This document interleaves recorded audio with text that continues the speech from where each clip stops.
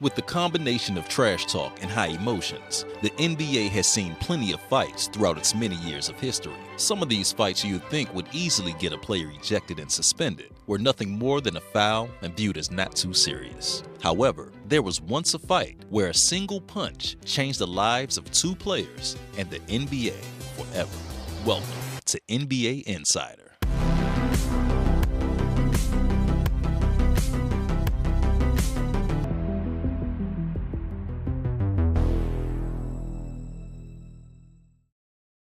During the 1980s and 1990s, the NBA was used to seeing fights break out on a nightly basis, with teams like the New York Knicks, Chicago Bulls, Indiana Pacers, and of course the bad boy Detroit Pistons contributing to the battles. Things were so tense and physical during the NBA's earlier years that fights became a common practice before, during, and even after nationally televised games. One of the more memorable fights in NBA history was, of course, when the Detroit Pistons and Indiana Pacers fought in a battle that would later on become known as the Malice in the Palace. However, what if I was to tell you that there was once a fight that had an equally or even greater impact on the league than the Malice in the Palace? On this one night, a single confrontation changed the lives of two NBA players forever. Our story takes place back in December 9th of 1977. The Los Angeles Lakers and the Houston Rockets were battling it out on the court during a regular season game. During the second half of the game, a fight had broken out after Houston's Kevin Coonard and Los Angeles' Kermit Washington both went up for the rebound. Their battle for the rebound was more physical than usual. Noticing this, Kareem Abdul-Jabbar became involved and attempted to wrestle the ball away from Coonard. Despite this double team, Coonard would win the ball and begin a fast break for the Houston Rockets. However, in order to prevent him from joining the fast break and getting back on offense quickly, Kermit Washington decided to grab Kevin by his shorts. In an attempt to get free, Coonard accidentally threw an elbow that hit Washington on the upper arm. Looking back at the incident, Kermit Washington, several other Lakers, and even the Houston Rockets forward at the time, Robert Reed, insisted that Coonard then turned around and punched Washington with the first swing. Seeing this, Kareem Abdul-Jabbar decided to run up behind Coonard and grab his arms in an attempt to cool down the situation. During this time, Washington had apparently hit Coonard with a punch in the head and brought him down on one knee. What happened next would forever burn in the memories of these two players and the NBA forever. During the heat of the moment, out of the corner of his eye, Kermit Washington saw a figure in a Rocket uniform rushing towards him. That player was Rudy Tomjanovich. Rudy was a 29-year-old all-star forward for the Houston Rockets. From a distance, he had noticed the fight take place and ran up right behind Washington in an attempt to break it up and provide assistance to his teammate. Not knowing that he intended to break up the fight, Washington turned and delivered a nearly fatal right-hand punch to Tomjanovich's face. The crazier part about this was the fact that the punch was doubled in impact since Tomjanovich was running full speed towards Washington. Following the punch, the arena immediately became filled with the silence of thousands of shocked fans with looks of disbelief on their faces. It will later on be recalled as the loudest silence you have ever heard. However, the one thing that was not silent by any means was the sound of Washington's fist colliding with Rudy's head. His neck had instantly snapped back, causing his head to smash on the floor. Kareem Abdul-Jabbar would later on compare the sound of the punch to the likes of a watermelon being dropped on concrete. As a matter of fact, reporters who were at the game heard the sound of the punch all the way on the second floor. It made sense, considering the fact that the 26-year-old Kermit Washington was a 6'8" power forward who weighed 240 pounds, mostly muscle, and was believed by many to be the strongest man in the league at the time. So a punch from him was no joke. In fact, the strength of his punch would later be compared by the same impact of being thrown from a car going 50 miles per hour.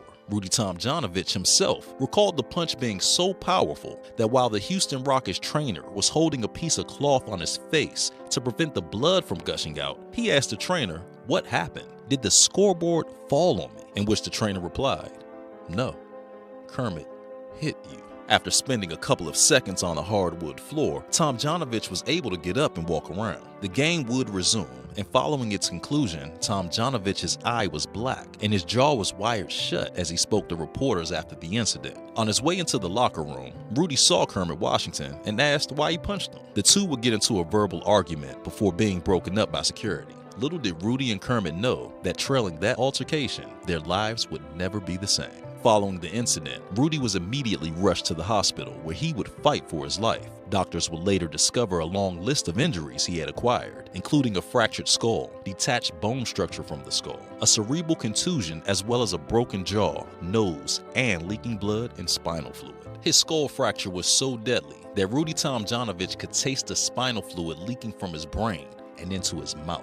The chief surgeon in charge of his operation compared the complexity of his injuries as if it was like piecing together a badly shattered eggshell with Scotch tape. After gradually undergoing a difficult series of operations to rebuild his face, the Houston Rockets forward would eventually recover. Despite being sidelined for 5 months, Rudy would make a return to the league and would even go on to make an all-star appearance just 2 years later. His career, on the other hand, would never be the same. Unfortunately for him, the punch was captured in a video clip and began to surface to the media, being shown countless times. Because of this, rather than to go down in the NBA books as the player who had an average of 17.4 points, 8.1 rebounds, earned 5 All-Star Game selections, and was the third leading scorer in Rockets history behind Hall of Famers Calvin Murphy and Hakeem Olajuwon, Rudy Tomjanovich would simply be remembered as the man who was punched that fateful night. In 1981, while still in his mid-30s and after years of alcoholism, Rudy retired from the NBA. On the other hand, following the punch that shattered Rudy Tomjanovich's jaw and caused him life-threatening injuries, Kermit Washington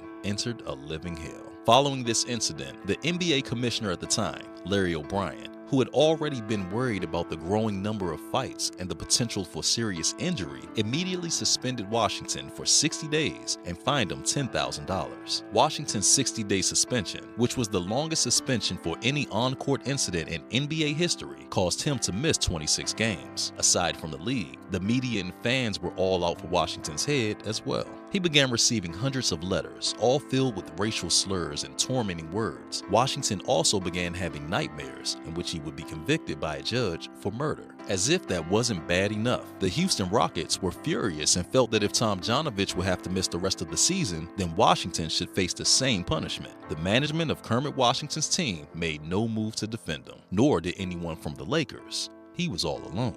In the years that followed, Washington, along with the Lakers, was sued by Tomjanovich, in which he roughly won $3 million in a Houston court. And sure, it's true that basketball was a tougher, more physical game back then, but since that one punch, the NBA and other professional sports organizations began cracking down on fighting with penalties for the players. As of 2010, any player who attempts to punch another, even if he misses, is automatically ejected and suspended for at least his team's next game. After the season, the league even added a third referee to its game crew to stop such fights from starting in the first place. Rudy Tomjanovich would later become the successful coach of the Houston Rockets, leading them to NBA titles in 1994 and 1995. He also coached the 2000 Olympic team to winning a gold medal. Rudy had also long forgiven Kermit and now even calls him a friend as well as a brother. Washington, on the other hand, has still struggled to leave the punch behind. His NBA career faded in 1977, and despite his resume filled with positive credentials, that one negative remains. His life began to spiral so much out of control that in June 2016, he entered a plea of not guilty on charges of corrupt interference with tax laws, conspiring to commit wire fraud, falsification of records, and aggravated identity theft. As if that wasn't bad enough, he recently pleaded guilty to spending thousands of dollars on jewelry, vacations, and other personal items from money donated to an African charity he organized. Because of this, he could be facing up to 8 years in prison. Although he was a solid NBA player who played 10 NBA seasons with 5 teams from 1973 to 1982 and 1987 to 1988, Kermit Washington will be remembered most for his infamous punch of Rudy Tomjanovich, and his career will forever be shaded by the ugliest on-court incident in NBA history.